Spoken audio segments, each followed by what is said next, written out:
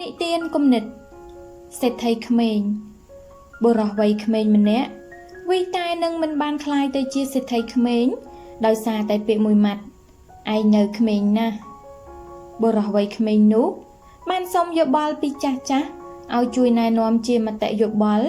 អំពីការដែលគេចង់បង្កើតមុខរបររកស៊ីដោយខ្លួនឯងតែត្រូវចាស់ជំទាស់ដោយអាងហេតុផលថាគេនៅមិនទាន់មានបទពិសោធន៍អំពីដំណើរជីវិតនិងបទពិសោធន៍អំពីការងារបានគ្រប់គ្រាន់នៅឡើយទេចាស់ទាំងនោះបានបញ្ជាក់បន្ថែមថាចាំឲ្យចាស់ចិត្តចាស់គំនិតជាងនេះបន្តិចសឹមរកស៊ីក៏វាមិនទាន់ហួសពេលដែរតាមពិតទៅការដែលបង្អែបង្អង់នេះហើយដែលធ្វើឲ្យហួសពេលអ្នកដែលប្រាប់ឲ្យយើងរងចាំបន្តិចសិននោះក៏ប្រហែលជាមិនទាន់ទៅជាស្អីដូចគ្នាដែរមនុស្សយើងបើនឹងចង់ធ្វើអ្វីហើយគួរចាប់ផ្ដើមធ្វើតន់នៅក្មេងបើចាំដល់ពេលចាស់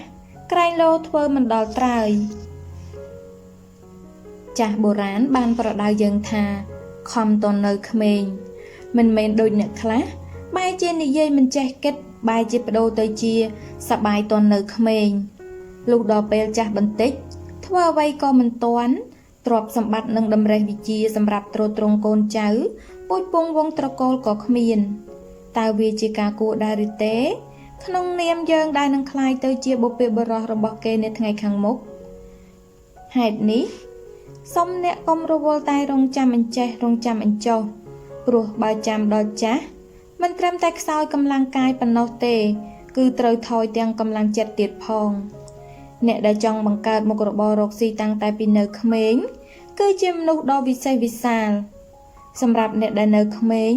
គួរតែហ៊ានប្រថុយហ៊ានសម្រេចចិត្តហ៊ានចុះទុនទោះបីជាជួបនឹងការរកស៊ីខាតឬជួបនឹងបរាជ័យខ្លះៗក៏ដោយ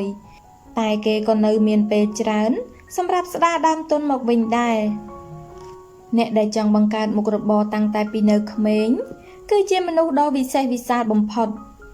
សម្រាប់អ្នកដែលនៅក្មេងគួរតែហ៊ានប្រថុយហ៊ានសម្រេចចិត្តហ៊ានចុះទុន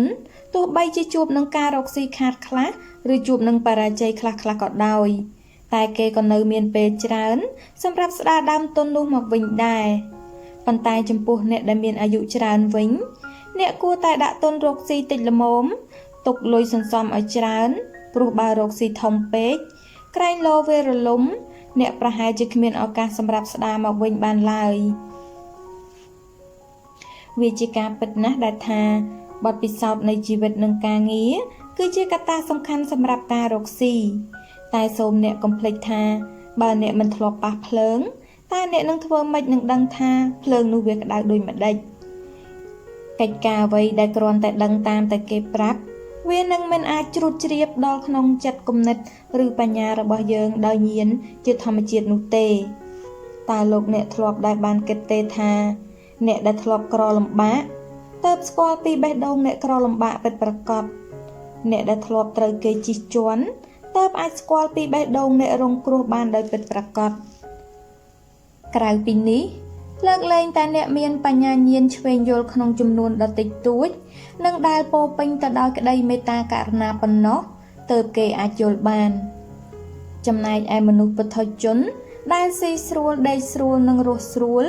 ចេះតែដុតភ្លើងតែមិនធ្លាប់រលាកភ្លើងតើសង្ឃឹមថាអ្នកនោះនឹងដឹងថាភ្លើងក្តៅដូចម្ដេចមែនឬហេតុនេះហើយការដែលអ្នកឆាប់ចុះប្រឡូកក្នុងការងារអ្វីឬមុខរបរអ្វីឲ្យបានទាន់ពេលវេលានោះអ្នកនឹងអាចដឹងក្តៅរាក់ត្រជាក់ជ្រៅតាំងតែពីក្មេងអ្នកនឹងមានឱកាសទទួលបទពិសោធន៍បានកាន់តែច្រើនមានរង្វង់ពេលវេលាច្រើននិងពោពេញទៅដោយកម្លាំងកាយកម្លាំងចិត្តលើសលប់សម្រាប់ការប្រថុយផ្សេងម្យ៉ាងវិញទៀតសម្រាប់កិច្ចការអ្វីដែលថ្មីមិនថាជាក្មេងឬចាស់ក៏ត្រូវតែរៀនដូចតែគ្នាបើអ្នកក្រធ្វើវានឹងក្រចេះប៉ុន្តែបើអ្នកឆាប់ធ្វើវានឹងឆាប់ចេះដូច្នេះហើយតើមានហេតុផលអ្វីដែលត្រូវចាំពេលនេះឬពេលនោះបានធ្វើហេតុនេះធ្វើជ្រូកកុំរាទឹកក្តៅបើចង់ធ្វើជាសេដ្ឋីក្មេង